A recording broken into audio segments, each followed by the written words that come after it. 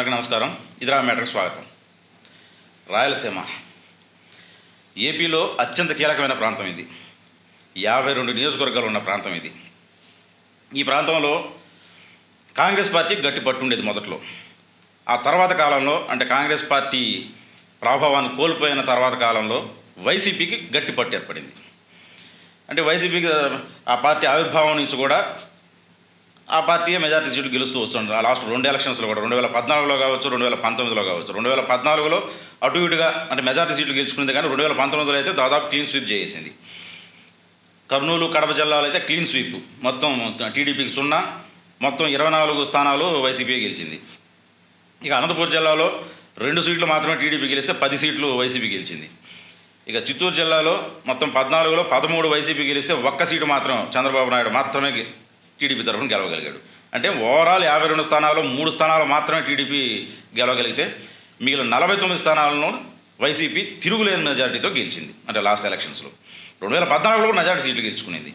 ఈ విధంగా టీడీపీకి ఆవిర్భావం తర్వాత టీడీపీ మరీ అంత ఘోరమైన పరిస్థితులు అయితే లేదు. రాయలసీమలో కాంగ్రెస్ పార్టీ హవా నడిచినప్పటికీ టీడీపీ అంత ఘోరమైన పరిస్థితులు లేదు. 82లో మెజార్టీ సీట్లు గెలుచుకునేది. ఆ తర్వాత 85లోనూ మెజార్టీ గెలిచింది. 94లో అయితే టీడీపీ హవా, అంటే అప్పట్లో 53 సీట్లు ఉంటే 49 సీట్లు టీడీపీ గెలిచింది 94 ఎలక్షన్స్లో. అంటే ఆ రేంజ్లో టీడీపీ ఉండింది. 2004 తర్వాత పరిస్థితులు మారాయి. 2004లో ఎప్పుడైతే రాజశేఖర రెడ్డి సీఎం అయ్యాడో అప్పటి నుంచి రాయలసీమ మీద ప్రత్యేకమైన దృష్టి పెట్టాడు ఆయన. అంటే పార్టీని బలోపేతం చేయడంలో రాయలసీమలో అప్పటి నుంచి పూర్తిగా పరిస్థితులు మారిపోయాయి. అంటే 2004, 2009, ఆ తర్వాత కాంగ్రెస్, తర్వాత వైసీపీలో అక్కడ ఉన్న కాంగ్రెస్ నాయకులు, ప్రముఖమైన కాంగ్రెస్ నాయకులు అందరూ వైసీపీలో చేరిపోవడం, దాంతో వైసీపీ అత్యంత బలంగా తయారైంది. అక్కడ 14, 19లో ఆ పార్టీకి తిరుగు లేకుండా గెలిచింది. ఇప్పుడు 2024లో అదే పరిస్థితులు ఉంటాయా రాయలసీమలో? ఈసారి కూడా జగన్మోహన్ రెడ్డి హవానే నడుస్తుందా? అంటే లాస్ట్ ఎలక్షన్స్ లాగా క్లీన్ స్వీప్ అని చెప్పలేం, కానీ కొంతవరకు అటు ఇటుగా టీడీపీ, వైసీపీ కొంచెం అటు ఇటుగా మెజార్టీ స్థానాలు దక్కించుకునే అవకాశాలు ఉన్నాయి ఈసారి. అంటే జిల్లాల వారీగా ఎత్తుకుంటే ఇప్పుడు ముందుగా కడప జిల్లాను తీసుకుంటే కడప జిల్లాలో అదే హవా కొనసాగే పరిస్థితులు అయితే కనిపిస్తున్నాయి. అంటే 2014లో కడప జిల్లాలో టీడీపీ 1 స్థానంలో గెలిస్తే 2019లో అది కూడా పోయింది, అది కూడా గెలవలేదు. ఈసారి ఎలక్షన్స్లో టీడీపీ అక్కడ 2 నుంచి 3 స్థానాల్లో, అంటే ఇప్పటికిప్పుడు పరిస్థితులను బట్టి 2 నుంచి 3 స్థానాల్లో గెలిచే అవకాశాలు ఉంటాయి టీడీపీ. అదేవిధంగా వైసీపీ 5 స్థానాల్లో గెలిచే అవకాశాలు ఉంటాయి స్పష్టంగా. ఇంకో 2 స్థానాల్లో గట్టి పోటీ, అంటే నువ్వా నేనా అనే స్థాయిలో పోటీ ఉండే అవకాశాలు ఉన్నాయి. తర్వాత కర్నూలు జిల్లా విషయానికి వస్తే కర్నూలు జిల్లాలో మొత్తం 14 స్థానాలు ఉంటే ఆ 14లో వైసీపీకి 8 స్థానాల్లో గెలిచే అవకాశాలు ఉన్నాయి.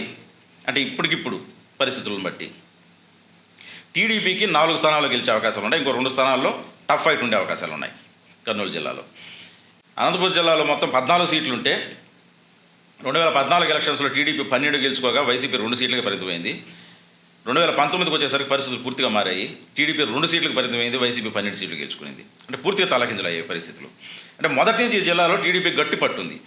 టీడీపీ ఆవిర్భావం నుంచి కూడా అంటే నందమూరి ఫ్యామిలీకి మంచి బలమైన భారీ అభిమాన గణం ఉంది. అభిమాన గణం అంతా టీడీపీ ఓటర్లుగా మారి టీడీపీ చాలా పట్టు. అంటే టీడీపీ ఓడిపోయిన సందర్భాల్లో కూడా ఇక్కడ కొంచెం సుమారుపాటుగానే సీట్లు గెలుచుకునే పరిస్థితులు. అంటే ఘోరం ఇప్పుడు కర్నూలు, కడప జిల్లాలో లాగా అసలు ఏమి లేకుండా అలాంటి పరిస్థితులు ఎప్పుడు ఎదురవ్వాలి టీడీపీకి. అంటే 89లో ఓడిపోయినప్పుడు కూడా 5 సీట్లు గెలిచింది టీడీపీ అక్కడ. ఆ తర్వాత 2004లో కూడా 5 సీట్లు గెలిచింది. 2009లో కూడా 6-7 సీట్లు గెలిచింది. 2009 ఎలక్షన్స్లో కూడా 14లో భారీగా గెలిచింది. అదే ఇప్పుడు అవమానకరమైన స్థితిలో ఓడిపోయిన, రాష్ట్ర వ్యాప్తంగా అధికారం కోల్పోయినప్పుడు కూడా అవమానకరమైన పరిస్థితుల్లో ఓడిపోయిన పరిస్థితులు అయితే ఎప్పుడూ లేవు టీడీపీకి అక్కడ. ఈసారి అంటే లాస్ట్ ఎలక్షన్స్లో అది తక్కువగా ఇప్పటివరకు 2 సీట్లకే పరిమితమైంది లాస్ట్ ఎలక్షన్స్ అప్పుడు మాత్రమే. ఈసారి పరిస్థితులు పూర్తిగా తారుమారయ్యే అవకాశాలు కనిపిస్తున్నాయి స్పష్టంగా అనంతపురం జిల్లా వరకు. ఆ జిల్లాలో లాస్ట్ ఎలక్షన్స్లో 12 సీట్లు వైసీపీ గెలుచుకుంటే 2 సీట్లు టీడీపీ గెలిచింది. ఈసారి 12 సీట్లు టీడీపీ గెలుచుకునే అవకాశాలు ఉన్నాయి, 2 సీట్లకే పరిమితమయ్యే అవకాశాలు ఉన్నాయి వైసీపీ ప్రస్తుత పరిస్థితులను బట్టి. అంటే ఆ 12 అంటే వాటిల్లో ఒక 8 సీట్లు సునాయాసంగా గెలిచే అవకాశాలు ఉన్నాయి టీడీపీకి. ఇంకో 4 సీట్లు కొంచెం కష్టపడితే ఇంకో 4 సీట్లు గెలవచ్చు. వైసీపీకి 2 సీట్లు మాత్రమే గెలిచే అవకాశాలు కనిపిస్తున్నాయి ప్రస్తుతానికి. ఇప్పటికిప్పుడు ఇంకా ఎలక్షన్కి ఒక వారం ఉంది కాబట్టి ఈ వారంలో పరిస్థితులు ఎట్లనే మారచ్చు. ఇప్పటి పరిస్థితులను బట్టి కొంచెం కష్టపడితే టీడీపీ 12 సీట్లు గెలిచే అవకాశాలు కనిపిస్తున్నాయి అనంతపురం జిల్లాలో. ఇక చిత్తూరు జిల్లా విషయానికి వస్తే చిత్తూరు జిల్లాలో విచిత్రమైన పరిస్థితి. మొదటి నుంచి టీడీపీకి గట్టి పట్టుంది చిత్తూరు జిల్లాలో. ఆవిర్భావం నుంచి కూడా ప్రతి ఎన్నికల్లోనూ, అంటే ఎన్టీ రామారావు నేతృత్వంలో జరిగిన ప్రతి ఎన్నికల్లో కూడా టీడీపీ ఇక్కడ దాదాపు క్లీన్ స్వీప్ చేస్తూనే వచ్చింది. ఒక 89 ఎన్నికలు మినహాయిస్తే 89లో రాష్ట్ర వ్యాప్తంగా అధికారం కోల్పోయింది. అదేవిధంగా చిత్తూరు జిల్లాలో కూడా అప్పుడు 15 సీట్లు ఉంటే అందులో 5 సీట్లు మాత్రమే గెలవగలిగింది 89లో.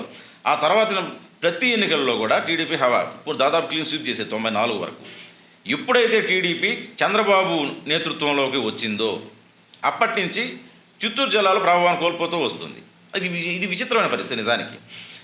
చంద్రబాబు సొంత జిల్లా చిత్తూరు జిల్లా. ఆ జిల్లాలో తెలుగుదేశం పార్టీ ప్రభావం తగ్గుతూ వస్తుంది. 99లో మెజార్టీ సీట్లు గెలవలేకపోయింది. 99 అప్పటికి 15 సీట్లు ఉంటే అందులో 6 సీట్లుగా పరిమితమైంది టీడీపీ. మెజార్టీ సీట్లు కాంగ్రెస్ గెలుచుకునింది రాష్ట్ర వ్యాప్తంగా అధికారంలోకి వచ్చిన పరిస్థితుల్లో కూడా. ఆ తర్వాత 2004 వచ్చేసరికి పరిస్థితులు పూర్తిగా మారిపోయాయి. తలకిందులే కాంగ్రెస్ పార్టీ అధికారంలోకి వచ్చింది. జిల్లాలో 5 సీట్లకు పరిమితమైంది టీడీపీ.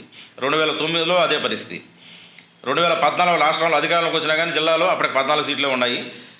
రాష్ట్రంలో అధికారంలోకి వచ్చినా కానీ జిల్లాలో 6 సీట్లుగా పరిమితమైంది. ఈయనకు వైసీపీ 8 సీట్లు గెలుచుకునింది. 2019లో అయితే పూర్తి క్లీన్ స్వీప్ వైసీపీ. ఒక్క చంద్రబాబు మినహా మీద అందరూ ఓడిపోయారు తెలుగుదేశం క్యాండిడేట్స్. ఈసారి కొంచెం బలం పుంజుకున్నట్టుగా కనిపిస్తుంది ప్రస్తుత పరిస్థితులు. అంటే ప్రభుత్వ వ్యతిరేకత కావచ్చు, కూటమి బలం కావచ్చు, అంటే జనసేన బలం కూడా తోడవడం, సామాజిక సమీకరణాలు, ఈ కుల సమీకరణాలు అన్నీ కూడా టీడీపీకి ప్లస్ అవ్వడం, ఈ అనుకూల పరిస్థితుల నేపథ్యంలో ఈసారి చిత్తూరు జిల్లాలో టీడీపీ 6 సీట్లు సునాయాసంగా గెలుచుకునే అవకాశాలు కనిపిస్తున్నాయి. ఇంకొక 3 స్థానాల్లో నువ్వా నేనా అనేటట్టుగా ఉంటుంది పోటీ. అంటే ఇక 5 స్థానాల్లో మాత్రం వైసీపీ ఈజీగా గెలిచే అవకాశాలు కనిపిస్తున్నాయి. ఓవరాల్గా రాయలసీమలో తెలుగుదేశం పార్టీ 24 నుంచి 26 స్థానాల్లో గెలిచే అవకాశాలు కనిపిస్తున్నాయి. అదేవిధంగా మిగిలిన స్థానాల్లో వైసీపీ గెలిచే అవకాశాలు కనిపిస్తున్నాయి. అంటే కొన్ని నువ్వా నేనా అనే పరిస్థితులు గట్టి పోటీ ఉండే నియోజకవర్గాలు ఒక 4-5 మినహాయించిన మిగిలిన స్థానాల్లో వైసీపీ గెలిచే అవకాశాలు కనిపిస్తున్నాయి. అంటే రెండు పార్టీలు కూడా చెరిసమంగా గెలుచుకునే అవకాశాలు ప్రస్తుతానికి కనిపిస్తున్నాయి. ఇక్కడ ఇంకొక పరిస్థితి, టీడీపీకి కొన్ని బాగా గట్టి పట్టున్న, అంటే టీడీపీకి కొంచెం సునాయాసంగా గెలవగలిగే నియోజకవర్గాలు మిత్రపక్షాలకు ఇవ్వడం అనేది ఆ పార్టీని కొంచెం వెనకబడేలా చేశాయి. ముఖ్యంగా చిత్తూరు జిల్లాలో తిరుపతి నియోజకవర్గంలో టీడీపీ పార్టీ తొలిసారిగా పోటీకి దూరంగా ఉంది. ఆ పార్టీ ఆవిర్భావం నుంచి కూడా ప్రతి ఎన్నికల్లో పోటీ చేసేది అక్కడ. ఈసారి జనసేన కేటాయించారు ఆ స్థానాన్ని. టీడీపీ గట్టి పట్టున్న నియోజకవర్గం అది నిజానికి. అదిగా జనసేన కేటాయించడం, జనసేన వాళ్ళు కూడా సరైన అభ్యర్థిని పెట్టకుండా స్థానికుడిని పెట్టకూడదు, స్థానికేతరుని తీసుకురావడం, అంటే చిత్తూరుకు చెందిన వ్యక్తిని తీసుకొచ్చి ఇక్కడ నిలబెట్టడం.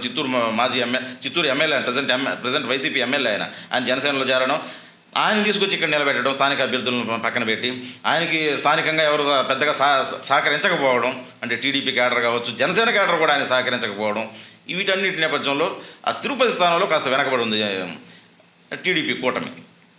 నిజానికి తిరుపతిలో గెలిచిన ప్రతిసారి కూడా, అంటే తిరుపతిలో గెలిచిన ప్రతిసారి కూడా టీడీపీ అధికారంలోకి వచ్చింది. ఇప్పటివరకు మొదటి ఎన్నికల నుంచి ఆవిర్భావం నుంచి చూసుకుంటే టీడీపీ అధికారంలోకి వచ్చిన ప్రతిసారి తిరుపతిలో గెలిచింది.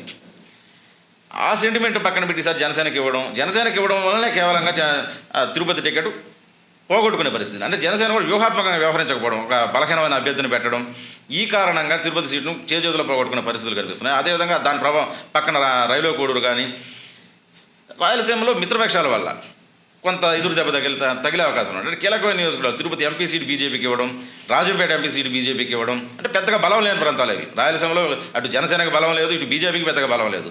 ఆ ప్రాంతాల్లో మిత్రపక్షాలకి వాళ్ళకి టికెట్ ఇవ్వడం, అంటే కడప జిల్లాలో ముఖ్యంగా జమ్మలమడుగు లాంటి స్థానాల్లో బీజేపీకి ఇవ్వడం, ఇలాంటివన్నీ కొన్ని ప్రతికూల పరిస్థితులు. ఇవన్నీగా లేకుండా ఉంటే పరిస్థితి, అంటే వాళ్ళు ఒక అవగాహన మేరకు పనిచేసి ఉంటే రాయలసీమలో ఇంకా కాస్త ఎక్కువ నియోజకవర్గాలకు ఇచ్చే అవకాశాలు ఉండేవి. ఇవి చేజేతులకు వదులుకున్నట్టుగానే కనిపిస్తుంది పరిస్థితి.